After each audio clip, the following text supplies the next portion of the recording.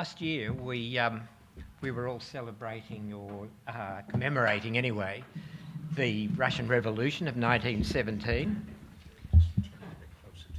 Yeah. And there wasn't a great deal to celebrate, I guess, but it was a centenary. So the idea of this session, I think, is to look at the alternative in terms of something that looks a bit like the socialist transformation of society, and in a different place, not all that far from Russia actually, in Scandinavia. Now I'm going to talk about the Swedish case only. It's what I know best or am least ignorant about, and Tom will talk about the rest of Scandinavia and in a much more contemporary vein. But what I want to get across, I guess, in a few minutes is how this the quiet socialist road worked, which means I have to go back a bit into history. A colleague and friend of mine, Jeff Dow, and I published a book 5 years ago called Politics Against Pessimism: Social Democratic Possibilities Since Ernst Wigforss, in which we argued at some length why we should take notice of how that road to social transformation actually worked. And the story really begins in about the mid-20s. All the social democratic parties in Scandinavia and the rest of Northern Europe were born much earlier than that, but they were stuck in a kind of fatalist version of Marxist strategy, which meant that basically you had to wait until capitalism collapsed under its own weight before you could do anything towards the socialist transformation of society. Now, given that capitalism was showing no sign of doing that, this was a very unhelpful starting point. And so the Social Democratic Party in Sweden was going backwards. It had no ability to create worthwhile policy for its constituents. The country was extremely poor. There was inequality was rife. Unemployment, even in good times, never sank below 10%. And naturally, the party was going backwards. Then came along this character called Ernst Wigforss and the second generation of party leaders, and they decided to completely break away from that Kautskyist understanding, that fatalist understanding of socialist transition. Wigforss, instead of accepting capitalism until it fell down, said, let's kick it down. The way to do that in a society in which the labour movement had already gained a universal suffrage, and they wanted a democratic way to do this, was to set up an electoral platform that would divide and conquer the non-socialist coalition that had been running Swedish politics. So the idea was, and Wigforss himself was extremely learned in economic theory and much else. He was a classic polymath and a great agitator as well as a great theoretician, was to show just how inefficient capitalism was, and particularly under economic liberal government. So this is a story about attacking economic liberalism, and not only attacking it, but showing that there is a much better alternative. And the reason why it has contemporary importance is because neoliberalism, which is the hegemonic ideology that all Western countries are labouring under, is just a rebadged version of economic liberalism. It is just as economic and inequitable a system as the one that Wigforss and his comrades faced in the 1920s. Now, they'd already formulated an expansionist, anti-economic liberal way of running the country when the Great Depression really hit Sweden in 1930. And so they were ready for it. The Depression fell into their laps like ripe fruit. And there was, this was a head-on attack on the illogic, the irrationality and the unfairness of economic liberalism. And with unemployment over 30%, it wasn't hard to point to just how inefficient economic liberalism and its governance of capitalism really was. After all, economic efficiency must mean you mobilise productive resources, and if a third of the workforce is out of work, you can hardly deny that that is grossly inefficient as well as grossly inequitable. So the Depression really gave the new Social Democrats the opportunity to tackle economic liberalism root and branch. The challenge was, we will not accept anything that doesn't fully mobilise resources, that doesn't provide full employment, that doesn't steeply increase the living standards of the people, and anything less than that will either have to reform itself or it will have to go.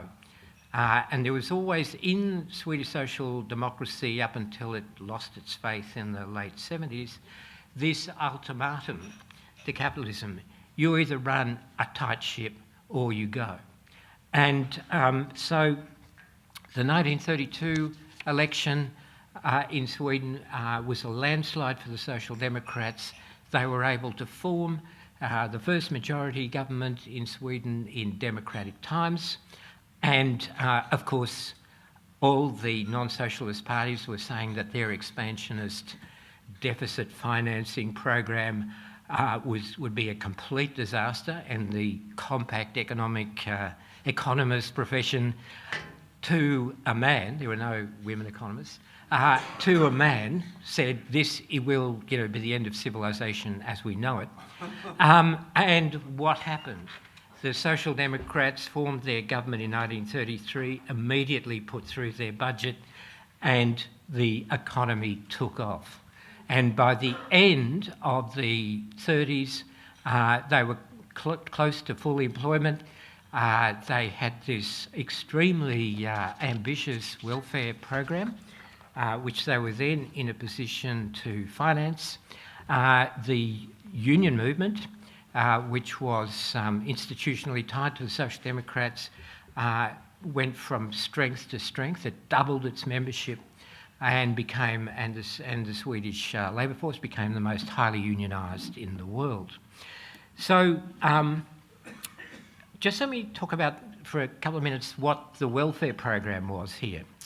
The basic idea of the welfare state that was developed by the Social Democrats, and particularly by the Minister for Social Policy, Gustav Möller, and who was obviously a close colleague of Wigforss's, and two formidable, a married couple, both of whom one ended up winning the Nobel Prize independently of each other, Alva and Gunnar Myrdal, were the real architects of the welfare state. And their basic idea was the welfare state, has to be much more than a mere safety net. It's not there just to stop people falling into poverty. Its whole point should be the transformation of society so that it became much more equal, and particularly equal in terms of life chances. So Möller had a wonderful slogan: "Only the best is good enough for the people," which meant that state-of-the-art hospital care, medical care, education was then available to Sweden, and through the new economic policies, and it had to be available to everybody. There was to be no second-class citizens in the country. So the Social Democratic Prime Minister at the time, Per Albin Hansson, had his slogan of his own that Sweden would become the home of the people, folkhemmet. And that meant no second-class citizens.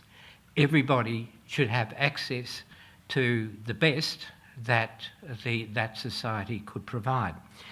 Now, this worked so well that even backward academics in the Anglosphere began to take notice. And in the late 30s, you found a lot of them packing their bags and whizzing off to Stockholm in search of what they called the Swedish model. And that's how the Swedish model was born. Now,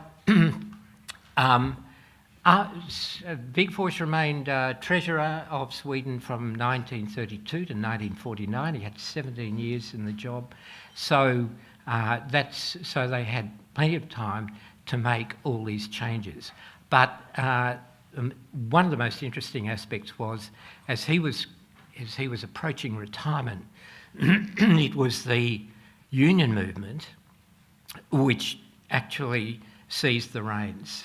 Had a massive research and policy making capacity because it had so many members and wage levels had risen to a very respectable level. So so you had the country going from one of the poorest outposts of Europe to this affluent welfare state, which was underpinned by very strong union power. And so the Wigforssian tradition of policy making continued on in LO, the peak organisation of blue-collar unions in Sweden, particularly under two characters called Gösta Rehn and Rudolf Meidner. Now, just to get back to this issue about economic liberalism / neoliberalism versus social democracy, the core issue here is that under neoliberal, in the neoliberal mindset, social justice must always detract from economic efficiency. That's why we have this endless talk here about the need to lower taxation, as if lowering taxation was going to make the economy more efficient. If you look at comparison of OECD countries, high taxing countries are at least as economically efficient as low taxing ones. And so this was part and parcel of the social democratic model. So Wigforss's basic idea was you can make social justice and economic efficiency into converging values, not diverging values. You don't have to think in terms of social expenditure being a trade-off against economic efficiency and economic expansion. In fact, it's the other way around. If you think in terms of social justice and economic efficiency as being converging values, you're on the right path in terms of creating the policies to achieve both.